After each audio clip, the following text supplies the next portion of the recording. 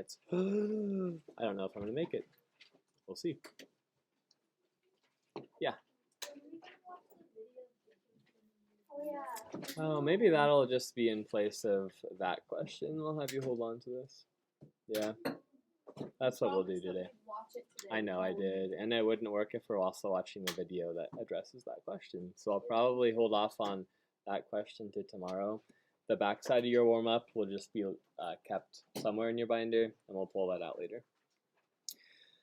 Yesterday was the final day of constructing functions. We're having part 2 to the last day, and we're starting with example 2.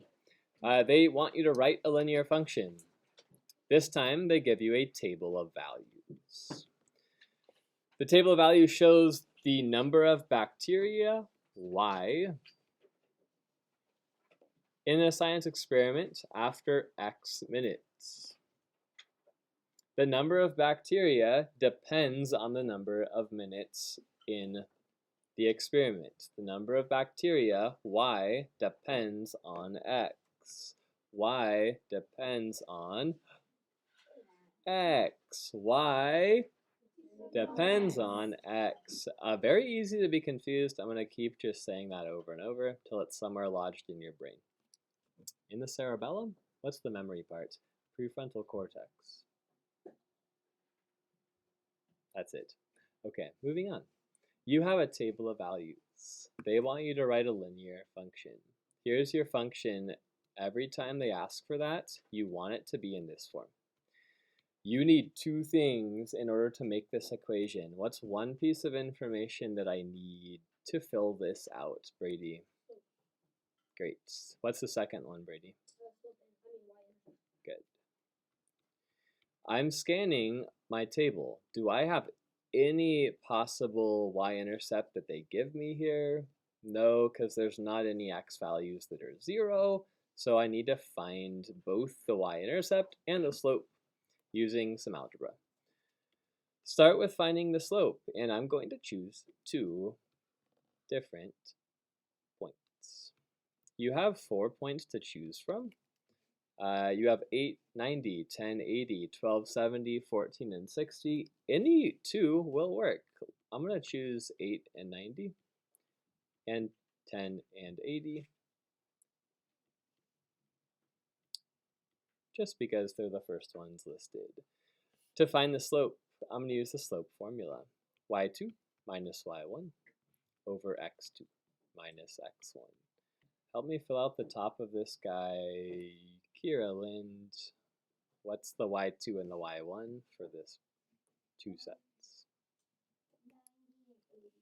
Sure. Let's make this y2. This will be x2. Y1, this will be x1. Could I have made the 80 into the y2? Sure, you can flip them around as long as you have matching values in your point. So y2 was 90, y1 was 80, x2 was 8,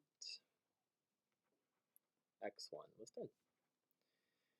Let's simplify the top, you get 10. Simplify the bottom, you get negative 2.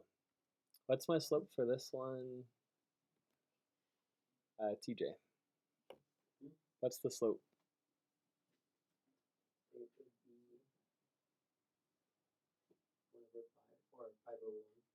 Is it just 5 over 1 or just 5? It's got to be negative because 1 is negative, the other's positive. So that is part of our answer. Liliana, where do I put that? If that's my slope, where does it go? Beautiful. So you have half of your answer already. You know that the slope is negative 5. You're missing something. Oshu, what am I missing in my equation? Any idea how I find that? Silent hand. Brainstorm, turn and talk to your partner. If you're not sure and you don't have your hand up, just start looking through this table and brainstorm how I could use some numbers in my equation. 30 seconds. How do I solve? Go.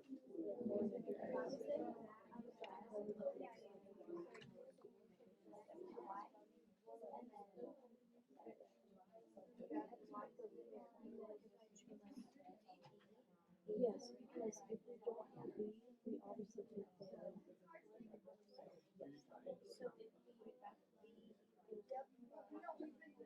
It worked. I noticed everything. Alright, 3, 2, 1. What would I do? Silent hands. We might have a few more since your partner shared out. Great. Peyton, row 1. What did your team talk about? so I think you pick like one X and one Y like number, and then you like fill it in where the Y goes. Great. And then you have B left over, and then do the thing where you like minus the number. Perfect. That is the correct route. What number? What pair of numbers do you want to choose? 10 and 80. Sure. You could have chosen 8 and 90, or 12 and 70, or 14 and 60. As long as they're the same coordinate pair, you can't choose 10 and then 60 because that's not the same. Let's go with 10 and 80. Sure.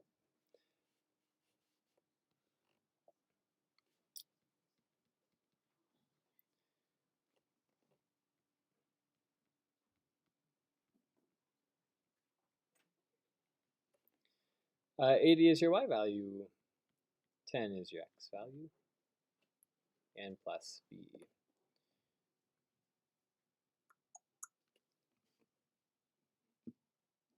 Jillian is here. Yeah, what would I do next? Okay. And what next?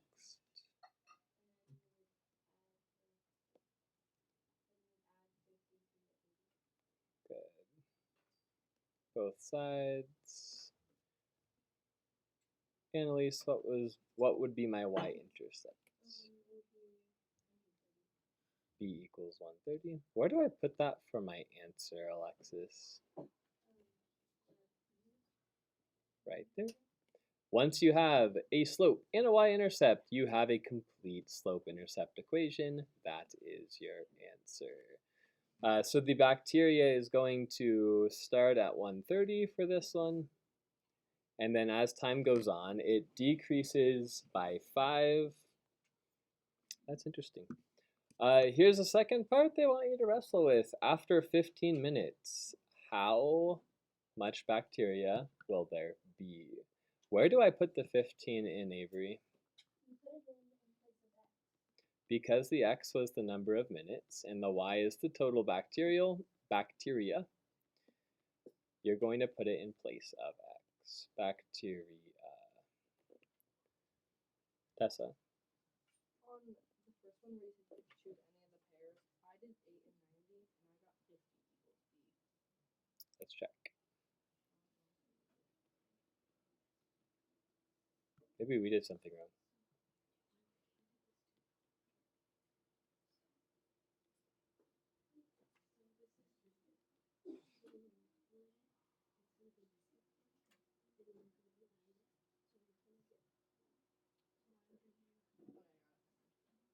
Yeah, I see it. It'd be the negative sign that would add it. Cool. Thanks for bringing that up.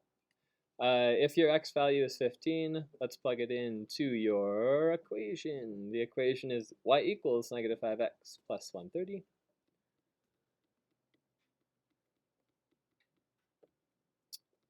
If the x value is 15,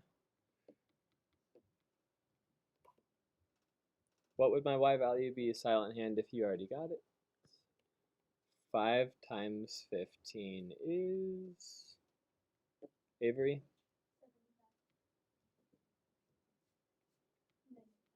And then negative 75 plus 130 would be... Avery, keep going. 55. Positive or negative? That makes sense. So there are 55 bacterias? That's not the right term. Is 65? Yeah, maybe. Let's see. 5. 12 minus 7 is 5. 25. It is 55. Yeah.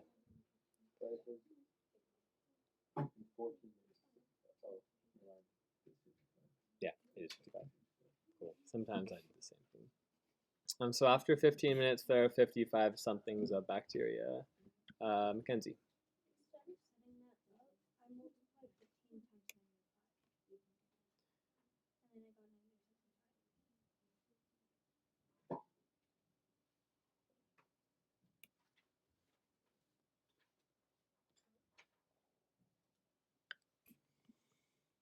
I think it might be a coincidence. If we multiply 10 by 5, we'd get 50 if we say in 10 minutes, and in 10 minutes it would be, that's a coincidence. 10 times, no. The 130 is there, negative 50, it'd be 80. Yeah. You did 15 times 5? That would be 75, which is a little different. So yeah, you would need to plug it into everything because you have a starting point of 130. All right, next page. You did 1 from bronze. You have a table for 2, a table for 3, a table for 4.